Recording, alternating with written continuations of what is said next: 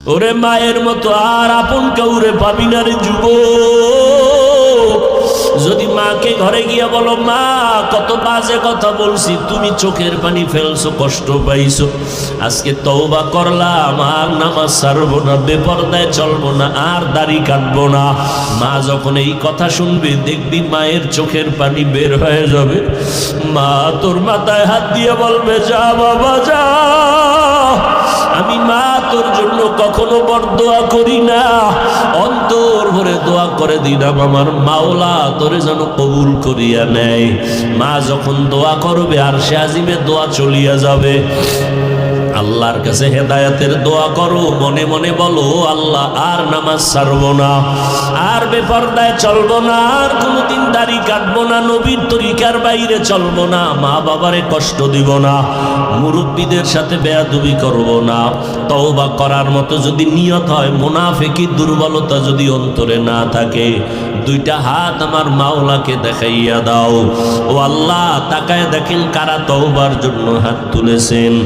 জীবনে গুনাহ কইরা নাপাক করে ফেলছি আমার দুটো হাত, ওরে মাওলার একটু বলো, ও আল্লাহ, গুনার কারণে আমার জিহ্বা নাপাক, আমার চোখ নাপাক, আমার অন্তর নাপাক, আমার হাত নাপাক। আয় আল্লাহ, আজকে তওবার জন্য হাত উঠাইয়া ফেললাম রে আল্লাহ। এই ময়দানে একজনের হাত খালি বিরাইয়া দিও না রে মালিক। আমার কলিজার প্রত্যেকটা যুবকের কবুল করিয়া নেন রে আল্লাহ। আয় আল্লাহ, তওবা কবুল করে নেন। তওবার উপরে মরণ পর্যন্ত মজবুত হইয়া গুনার মুক্ত হইয়া নেক আমলে চলার তৌফিক দান করেন। হৃদয়স্পর্শী বয়ান।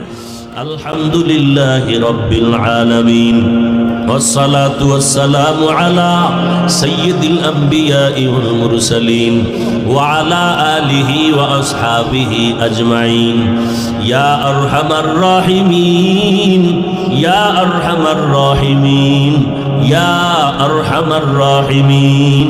ও আল্লাহ, গুনার বোঝা নিয়ে হাত তুলেছি। কত উলামায়ে কেরাম, কত মুরব্বী হাজী সাহেব, কত চাকরিজীবী ব্যবসায়ী, কত আমার কলিজার যুবক ছাত্র, কত মা বোনের, আপনি সবাইকে মাফ করিয়া দেন, মাহফিল কবুল করে নেন, আয়োজনকারী সহযোগিতাকারীদের কবুল করে নেন। আমার কলিজার প্রত্যেকটা যুবকের সিনায় হেদায়াতের বাতি জ্বালাইয়া দেন। আয় আল্লাহ, মা বোনদের কবুল করে নেন। আয় আল্লাহ, সবার কামাই রুজি, ব্যবসায় চাকরিতে বরকত বাড়ায়া দেন। লেখাপড়া যারা করে কামিয়াবি দান করেন। আয় আল্লাহ, সারা দুনিয়াবাসীকে মাফ করে দেন। বাংলাদেশ শান্তির দেশ বানায়া দেন। প্রশাসনিকভাবে যারা কাজ করে দিনদার বানায়া দেন। আয় আল্লাহ, আদবওয়ালা জিন্দেগি দান করেন। আমার কলিজার যুবকদের নামাজি, কোরআন পড়নেওয়ালা বানায়া দেন। আয় আল্লাহ, বেয়াদবি থেকে হেফাজত করেন, চলার পথে হেফাজত করেন। আয় আল্লাহ, আওয়াজ ইখলাস রুহানিয়াত বাড়ায়া দেন। আয় আল্লাহ, আমরা যারা হাত তুলেছি জানি না এই ময়দানে কারা ইয়াতীম, মা বলিয়া ডাক দিতে পারে না, বাবা বলে ডাকতে পারে না। আয় আল্লাহ, ওই মা বাবা কবর থেকে দোয়া চায়, ও সন্তানেরা কেমনে আরামে ঘুমাও। ওই মা বাবার চেহারাটাও কি মনে পড়ে না? ওই মা বাবার জন্য কি মায়া হয় না? ও যুবকেরা, ওই মার জন্য কি একটু মায়া লাগে না? মা বাবারে কষ্ট দিয়া আগাইতে পারবা না রে বাবা। দুই ফোঁটা চোখের পানি সারিয়া কাঁদো, আর মা বাবার জন্য দোয়া করো। আল্লাহ সবার কবর জান্নাত বানায়া দেন। যারা বেঁচে আছেন হায়াত বাড়ায়া দেন। অসুস্থ যারা সুস্থ বানায়া দেন।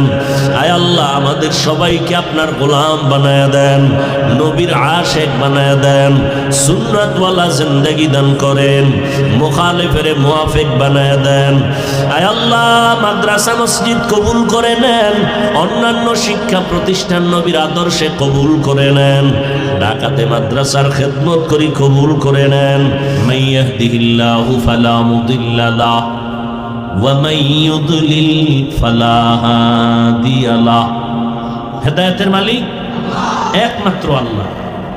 সে আল্লাহ হেদায়েত যাকে দিবেন সে পাবে, আর আল্লাহ যাকে দিবেন না, সৃষ্টির শ্রেষ্ঠ নবীও বয়ান দিলে তার কপালে কালেমা আসবে না। এরকম কোনো প্রমাণ আছে না? নাই।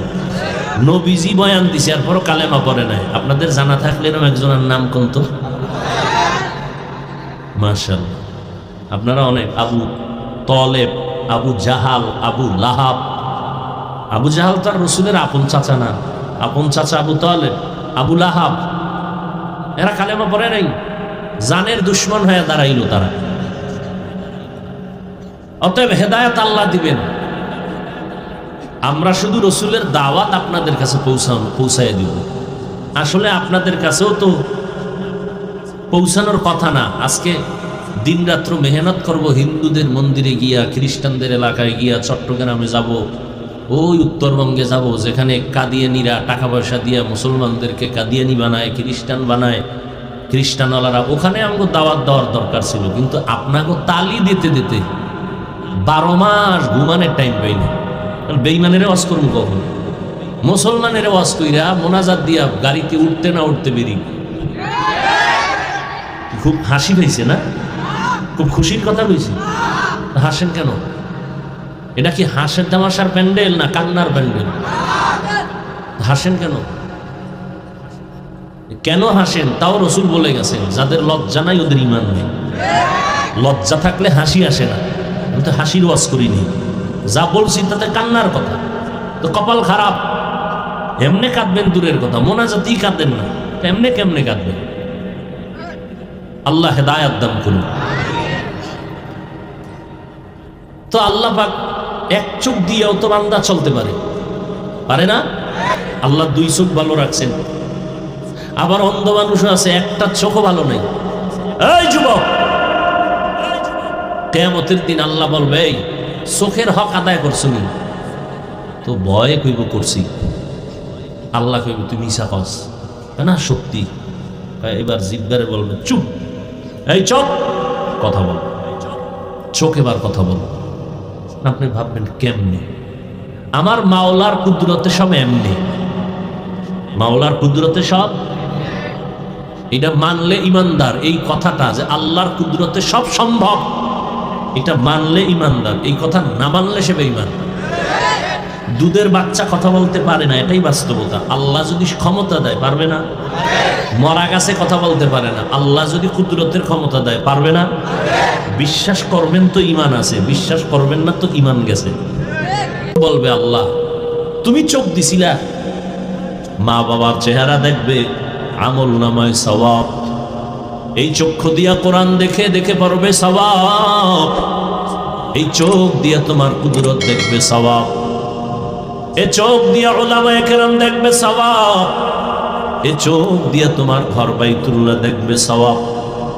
কিন্তু বান্দা চোখ দিয়া মা বাবা দেখে নাই, মোহাব্বতের নজরে মাকে দেখে নাই, বাবাকে দেখে নাই। এই চোখ দিয়া কোনদিন কোরআন শরীফ খুলে তাকায় নাই। এ চোখ দিয়া বাইতুল্লাহ দেখে নাই। এ চোখ দিয়া কোনদিন আলেম দেখে নাই। বরং বান্দা সারাটা রাত মোবাইল হাতের মধ্যে নিয়ে সারা রাত কবিরা গুনাহ দেখে দেখে রাত কাটিয়েছে।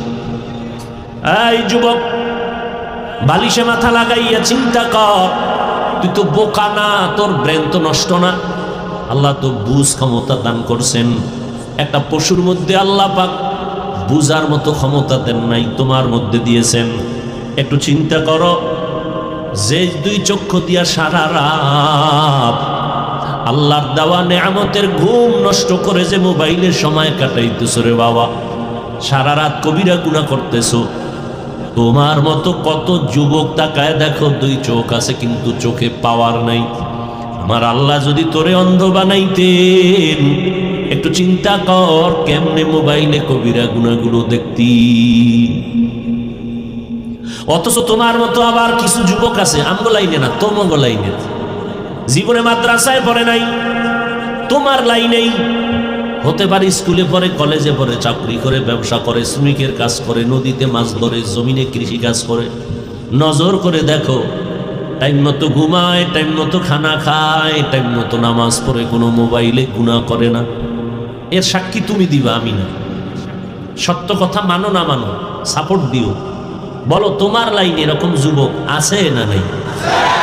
বাস আল্লাহ এতটুকুই জিগাইবে, তোর মতো যুবকটা স্কুলে পড়ে নামাজ পড়লো, এই বেঈমান তুই পারলি না কেন? বাস আমাকে হুজুর টুজুর দরকার নেই। তোমার মতো বান্দা র্যাব, আর্মি, পুলিশ, বিডিআরের চাকরি করে নামাজ পড়ছে, তুমি চাকরি করে নামাজ পড়ো নাই কেন? তোমার মতো বান্দা ময়দানে কৃষিকাজ করিয়াও গামছা বিছাইয়া নামাজ পড়ছে, তুমি পড়লা না কেন? আমাকে হুজুর দরকার নাই। তোমার কপালে জুতার বাড়ির জন্য তোমার লাইনের মানুষটাই যথেষ্ট। কি জবাব দিবা আল্লাহর আদালত? এই জমিনের ভিতরে শ্রেষ্ঠ মানুষ হলো নবীগণ, আম্বিয়া কেরাম। তারপরে শ্রেষ্ঠ মানুষ সাহাবায়ে কেরাম। সমস্ত নবীদের ভিতরে শ্রেষ্ঠ রাহমাতুল লিল আলামিন। কেমন মায়ার নবী, যার জীবনে একটা মিথ্যা কথা বলেন নাই। জীবনটা কয় বছর নবীর? তোমরা একজন নেতার নাম কত মিছা কথা কয় না? কও কোন পিসাবের নাম কও যে অমুক পিসাব মিছা কয় না? কেমন একজন নবী পাইছো রে বাবা, কেমন একজন নবী পাইলা? একটু চিন্তা করো। বলছি মাত্র 5 সেকেন্ডে, কিন্তু কথাটার ওজন কত। কেমন একজন মায়ার নবী, যার 63 বছর হায়াতে ভুলেও একটা মিথ্যা কথা বলেন নাই। কেমন একজন মায়ার নবী পাইছো, যেই নবীর কোনো গুনাহ নাই, যেই নবী রাস্তা দিয়া হাঁটে, রাস্তার দুপাশের গাছগুলো নত হইয়া নবীরে সালাম দেয়। কি বলবা, নাউজুবিল্লাহ না সুবহানাল্লাহ? কেমন এক মায়ার নবী আমার, যেই নবী রাস্তা দিয়া হাঁটতেছেন, জঙ্গলের প্রাণীরা, হরিণীরা নবীরে সালাম দেয়। সাহাবায়ে কেরাম বলেন, নবী সামনে হাঁটেন, আমরা পেছনে হাঁটি। বারবার বারবার দুপার্শ্ব থেকে, পাহাড়ের ভিতর থেকে সালামের আওয়াজ আসতেছে। জিজ্ঞাসা করলাম, ও মায়ার নবী, ডানে বামে কোনো মানুষ নাই, সালামের আওয়াজ কোথা থেকে আসে? নবী বলেন, ও সাহাবায়ে কেরাম, জানো না, আমি নবীর আগমনের খবর পাইয়া জংলার হরিণ আমারে সালাম দেয়। ওরা কেমনে খবর পাইল? কেমনে পাইল? কোন বার্তাবাহক বলে নাই নবী আসতেছে। এমপি সাহেব কোথাও দিয়ে গেলে তার ভক্ত আগে আইসা বলে, এমপি আসবে, রাস্তা ক্লিয়ার করো। মন্ত্রী সাহেব আসবে, রাস্তা ক্লিয়ার করো। আমার নবী এমন এক নবী, যেখান থেকে হেঁটে যায় কাউকে বলতে হয় না, রাস্তা ক্লিয়ার করো। নবী বলেন, আমি আসছি, জানলো কেমনে? নবীজির শরীর মোবারক থেকে মেশকের ঘ্রাণ। এই শরীর আর কারো আছে? নবী যেখানে কদম মোবারক রাখেন, দীর্ঘ বছর ওই জায়গা থেকে শুধু ঘ্রাণ আর ঘ্রাণ।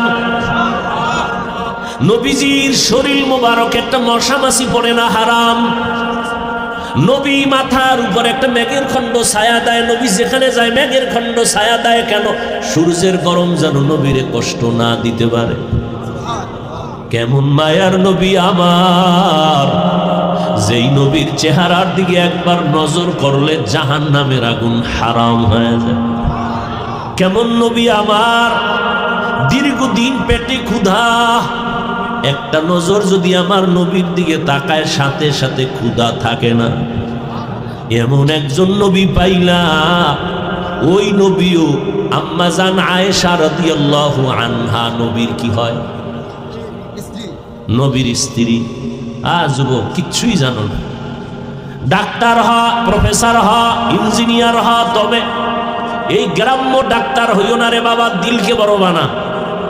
ডাক্তার যদি হও, জিদ কর, জিদ। ডাক্তার যদি হও তো জাতীয় না হয় আন্তর্জাতিক পর্যায়ের ডাক্তার হবা। ইঞ্জিনিয়ার যদি হও তো জাতীয় পর্যায়ের ইঞ্জিনিয়ার হওয়ার নিয়তে লেখাপড়া করো। আর ওই মানে আল্লাহ তোমারে নিতে পারে, এই বিষয়ে কোনো সন্দেহ আছে? আল্লাহ পারে না? আল্লাহ সম্মানের সর্বোচ্চ শিখরে নিয়ে যেতে পারেন। তোমার মধ্যে সেই মেডিসিন আছে, ব্যবহার করো। ব্যবহার করিয়া আগাও। আগাইতে হলে তোমার 2টা পুঁজি লাগবে। বলো, কয় পুঁজি? এটা লেখা রাখবি, কালকে কম্পিউটারে লেখা এটারে বাইর করবি, লেমিনেটিং করিয়া বাসার সামনে তোর রুমের সামনে টানায় রাখবি। সফলতার সম্মানের সর্বোচ্চ স্থানে যদি জীবন কাটাইতে চাও, মরিয়া গেল জমিন পর্যন্ত দোয়া করবে, মানুষ স্মরণ করবে সম্মানের সাথে। দুইটা পুঁজি তোমার অর্জন করা লাগবে। এক নাম্বারে হলো সুস্থতা, দুই নাম্বার হলো সুন্দর আদর্শ চরিত্র। ভালো লেখাপড়া পারো, পরীক্ষায় নাম্বার 1, কিন্তু তোর চরিত্র খারাপ, জীবনে আগাইতে পারবি না। বরং তোর ছেলেও তোরে লাথি মারবে, তোর স্ত্রী তোরে ধিক্কার দিয়ে তাড়ায় দিবে, কারণ তোর চরিত্র খারাপ। আর যদি অসুস্থ হও, বিশাল বড় বাড়ি গাড়ি হইলে লাভ কি, তুমি অসুস্থ। এই জন্য সুস্থতা লাগবে। আর কি লাগবে দেখছো? বয়ানটি শেষ পর্যন্ত দেখার জন্য অসংখ্য ধন্যবাদ। কেমন লাগলো কমেন্টে জানাবেন এবং শেয়ার করে অন্যদের মাঝে ছড়িয়ে দিন।